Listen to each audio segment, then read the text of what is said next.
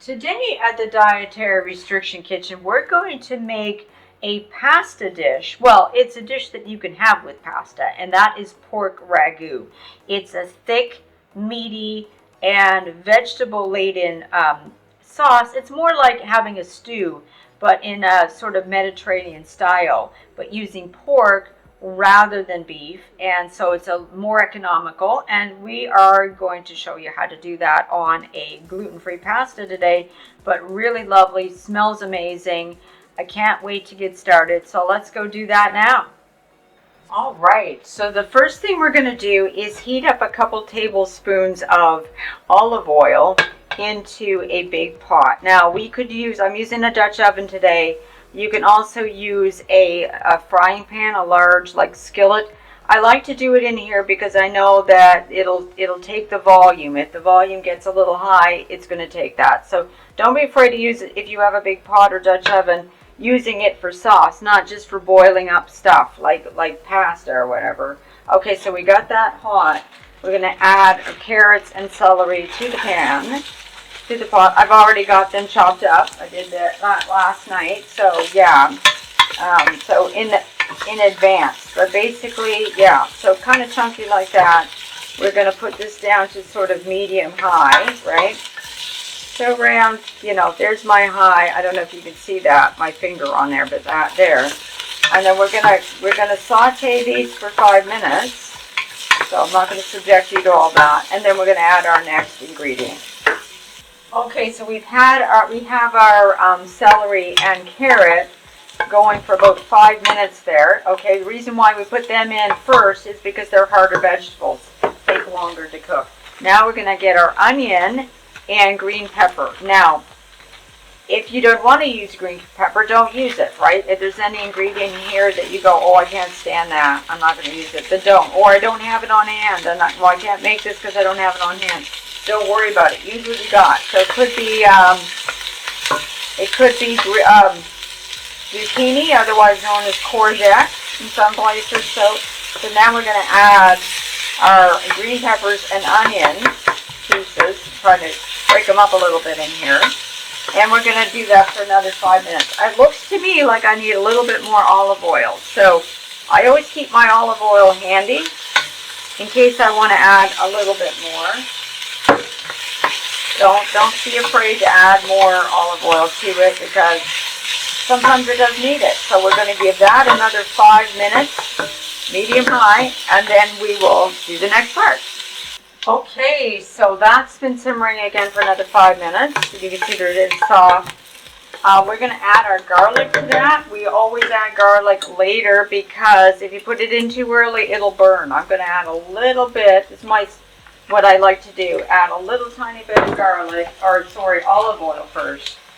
And then I've got my chopped up or minced garlic here, and I add it sort of in the center as close to that new olive oil as I can. And I've already turned down my heat to about medium low. So it's kind of in the middle of the dial there. And we're going to add that in and just give it another minute or so, sometimes a little bit less. So things are starting to brown up a little bit in there. You're getting sort of little bit browny bits at the bottom, and that's okay. So we've got that, and the next thing we're going to do, look, I even think I need a little tiny bit more olive oil. That's why I say don't be afraid to add a little extra olive oil because it will just be part of your sauce. So you don't need, you're going to go, oh, it's going to be so greasy. It actually isn't. The vegetables kind of soak it up a little bit, and it actually isn't. If you look at that, it's not greasy in there really. And next thing we're going to do is add our meat. Okay, so this is lean ground pork. This what's good about this is it's like a pasta sauce. It's going to be quite thick, I think, and very meaty. So about a pound, like a package of, whoa, don't want that in there. Don't want the little piece of contact paper or whatever they have in there. We're going to add that in there. Mix that all in. And then we're going to cook the pork until it's no longer pink. So you can see that's very pink right now. Okay, so I'm going to do that and we'll come back. Make sure that this is not pink anymore and we'll come back. Okay, so as you can see, I'm not sure if you can tell that, but you can see the meat is no longer pink. I've been kind of stirring it, breaking it up in there. It's a good proportion of vegetables to the meat, so you got a lot of vegetables in there as well, right? Okay, we turned it down to fairly low, but not too low. You could still hear it sort of simmering a little bit, but it's not going crazy. And at this point, we're going to add our seasoning. So it's fennel seeds, oregano, a little bit of red pepper flakes, salt and pepper. Now, you can adjust those seasonings as you want, and you can also adjust it at the end. Right? So we're going to mix that in. And, kind of, so this is where we season it. And, if you're worried about that being too fatty in there, look, this is lean ground pork, and that's what I suggest using. Most of the meat that you get nowadays you can get lean very easily. Where a long time ago, I don't know if you remember this, you probably do, but if you were to get ground pork at the store, it was really, really fatty. Now, it's like what they sell is a lean ground pork. So it's wonderful. Don't need to brown it and then drain it because there was so much fat at the bottom. You don't need to do that with the pork that's out there now. If you get a lean ground, which is pretty much what they have. I don't know that they sell just regular ground pork anymore. I think if you want a fattier pork, you probably have to just go with pork sausage meat or something like that. Okay, so we got the seasoning in there. Already smells good. We're going to add a little bit of lemon juice or balsamic vinegar to that. I know it sounds crazy, but just bear with me, right? So we're doing that. We're going to add that in, and we're going to add some tomato paste. Now, it's like 3 tablespoons of this. It's hard to get a tablespoon in a little can like this. So I just take a small spoon and just give it a really good dollop, right? So that's like 1 tablespoon, 2, and 3. I'm going to keep the rest of this can handy in case I feel like the sauce needs to be, thickened up later, but I may not need it. So there we go. So we're just going to do this and scrape down the bottom of our pan here, our pot. Any little bits stuck on the bottom. I've been doing pretty good throughout with that anyway. So there we go. So it's starting to look sort of like a mush. Okay, so at this point, we're going to add our tomatoes. Now, canned tomatoes, about half of a can of a big one, right? So we need about 15 ounces. So that's a little bit more than half of that. I have even a little bit less than that because I've got some old, older, they're starting to go wrinkly a bit, like little grape tomatoes. So I cut them up last night. I'm going to add those to the pan, okay? Because, I thought, well, I'm going to use that up too. And then my canned tomatoes go in. Okay, so whatever, like if you got you could use fresh tomatoes, you could use a combo like I'm doing of canned and fresh tomatoes in there, okay, so chopped up. And if you wanted to, you could even use one of those cans of tomatoes that has the flavoring in it, like if you like spicy, you could use the cans of tomato that have like the spicy red pepper and stuff like that. And then we're going to add some broth. So about a cup of broth. I'm using beef broth today, but it could be chicken broth, vegetable broth, doesn't really matter.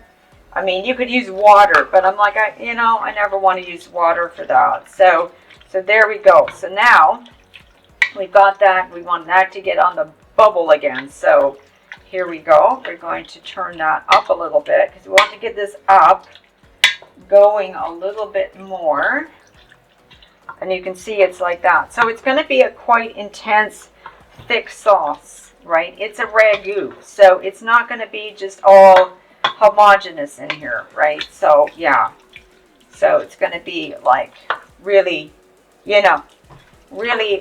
lots of big chunks. Yeah. So again, you can adjust that. If you don't want to put carrot in it, don't put carrot. If you don't want to put green pepper in it, don't put green pepper, you do it your way.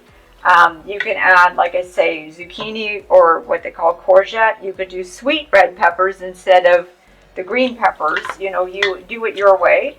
And so we want that to get a little simmer going. Okay, so now I've got a little bubbling action going. So I'm going to turn that back down. I know it's crazy. I'm going to put a cover but on it, but gapped.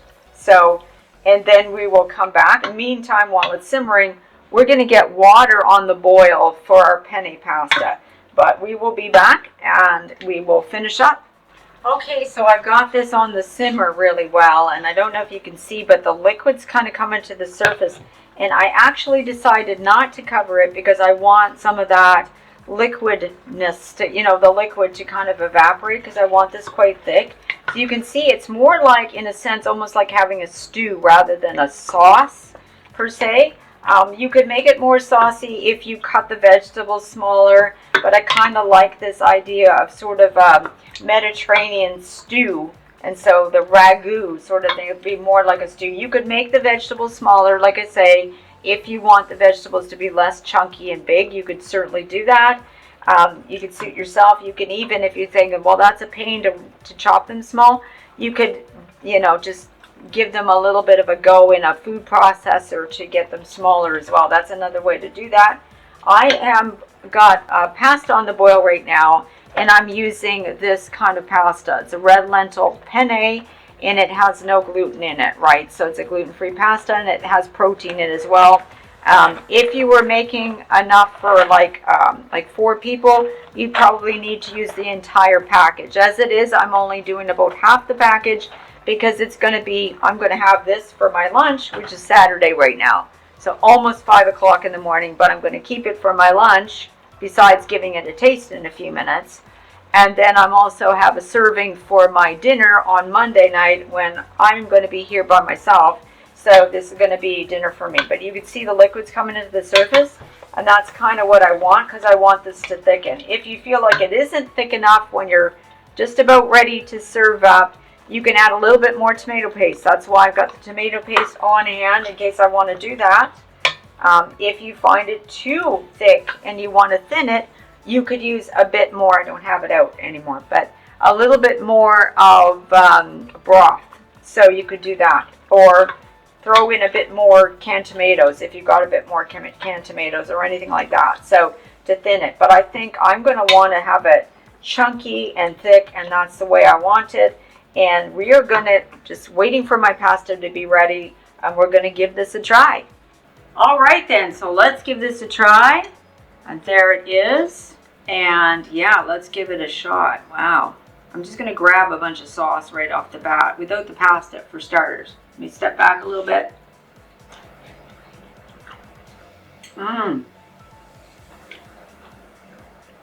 Wonderfully tender vegetables. Like I say, if you want your vegetables to be a little less chunky, you can chop them up finer, or you can just whip them in a food processor or something to just kind of like really, make them tiny. Yeah, but that's really good. Taste the fennel in there a little bit, that fennel seed. You might think, oh my gosh, that was a lot of fennel. But the thing is about that is it's just wonderful. Like, it's just a little bit. You don't get like as much as you might think. It's just like almost like a Mediterranean je ne sais quoi. Now, so let's spear one of my penne pasta. Oh gosh, now I've got them stuck together. There we go. With that. That's good. That is really good. That is really, and like I say, it's more like having a stew rather than like a sauce. That's so good. I love it with that fennel in there. So I hope you give it a try. I think this would be really, really good.